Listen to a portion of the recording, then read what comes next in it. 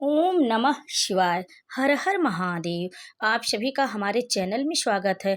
दोस्तों, आज हम आपको सुनाने जा रहे हैं शिव महापुराण का अध्याय 21, जिसे शिव महापुराण की कथाएं अवश्य सुनना चाहिए। इससे भोलेनाथ की कृपा प्राप्त होती है। दोस्तों, कथा शुरू करने से पहले अगर आप हमारे चैनल पर पहली बार आए तो हमारे चैनल को सब्सक्राइब जरूर करें, वीडियो को लाइक करें, शेयर करें और कमेंट में हर हर महादेव अवश्य लिखें और ध्यानपूर्वक शिव पुराण की इन कथाओं को जरूर सुने।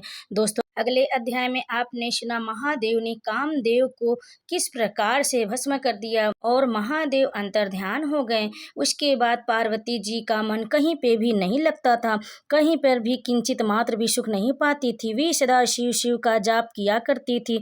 शरीर से पिता के घर में रहकर भी वे चित्त से पिनाक पाड़ी भगवान शंकर के पास पहुंची रहती थी।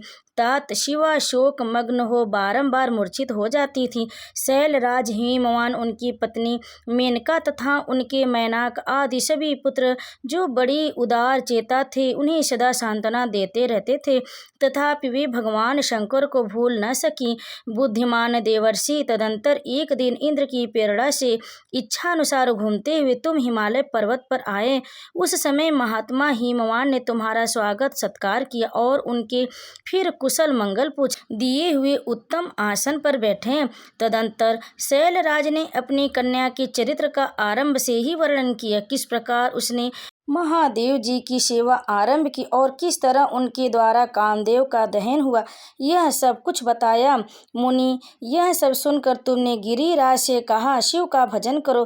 फिर उनसे विदा लेकर तुम उठो और मन ही मन शिव का स्मरण करके शैलराज को छोड़ शीघ्र ही एकांत में काली के पास आ गए। मुनि, तुम लोकोपकारी ज्ञानी तथा शिव के प्रिय भक्त हो, समस्त ज्ञानवानों के शिरोमणि हो, अतः काली के पास आ उसे संबोधित करके उसी के हित में स्थित हो। उससे सादर तुम शैलेश्वर भगवान यह सत्य वचन बोले।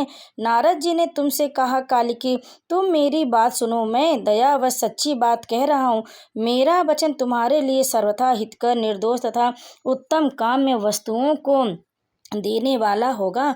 तुमने यहाँ महादेव की सेवा अवश्य की थी, परंतु वह बिना तपस्या के गर्वयुक्त होकर की थी।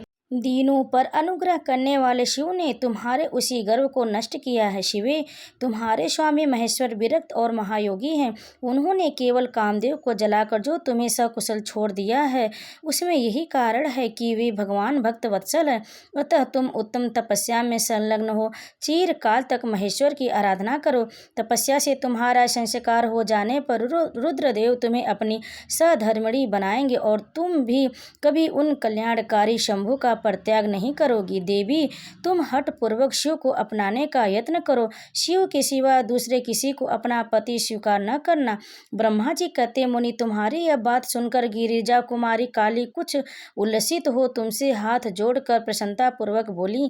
शिवा ने कहा, प्रभु, आप सर्वज्ञ तथा जगत का उपकार करने वाले हैं। मुनि, मुझे रुद्रदेव की आराधना के लिए कोई मंत्र दीजिए। ब्रह्मा जी कहते हैं, नारद, पार्वती का यह वचन सुनकर तुमने पंचाक्षर शिव मंत्र ओम नमः शिवाय का उन्हें विधि पूर्वक उपदेश दिया। साथ ही उस मंत्र में श्रद्धा उत्पन्न करने के लिए तुमने उसका सबसे अधिक प्रभाव बताया।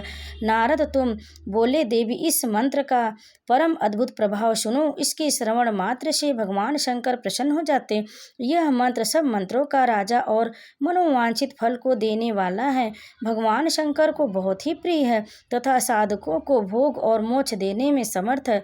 सौभाग्यशाली ने इस मंत्र का विधि पूर्वक जप करने से तुम्हारे द्वारा आराधित हुए भगवान शिव अवश्य और शीघ्र तुम्हारी आंखों के सामने प्रकट हो जाएंगे। शिवे, शौच, संतोष आदि नियमों से तत्पर रहकर भगवान शिव के स्वरूप का चिंतन करती हुई तुम पंचाक्षर मंत्र का जप करो। से आराध्य देव शीघ्र ही शिव संतुष्ट होंगे। साध्वी, इस तरह तपस्या करो। तपस्या से महेश्वर वश में हो सकते हैं।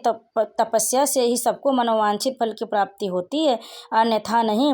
ब्रह्मा जी कहते हैं, नारद, तुम भगवान शिव के प्रिय भक्त और इच्छा अनुसार विचरने वाले हो। तुमने काली की उपयुक्त बात कहकर देवताओं के हित में तत्पर हो स्वर्गलोक को प्रस्थान किया। तुम्हारी बात सुनकर उस समय पार्वती बहुत प्रसन्न हुई। उन्हें परम उत्तम पंचाक्षर मंत्र प्राप्त हो गया। ओम नमः शिवाय। तो दोस्तों, इस कथा को अंत तक सुनने के लिए आप लोगों का बहुत बहुत धन्यवाद। आप सभी पर भोलेनाथ कृपा सदैव बनी रही। दोस्तों, प्रतिदिन शिव पुराण की कथाएं अवश्य सुनें और कमेंट में हर हर महादेव अवश्य लिखें। वीडियो को शेयर करें, लाइक करें, और अगर आप हमारे चैनल को सब्सक्राइब नहीं किए तो हमारे चैनल को भी सब्सक्राइब जरूर कर लें। आप सभी पर भोलेनाथ कृपा सदैव बनी रहे। हर हर महादेव।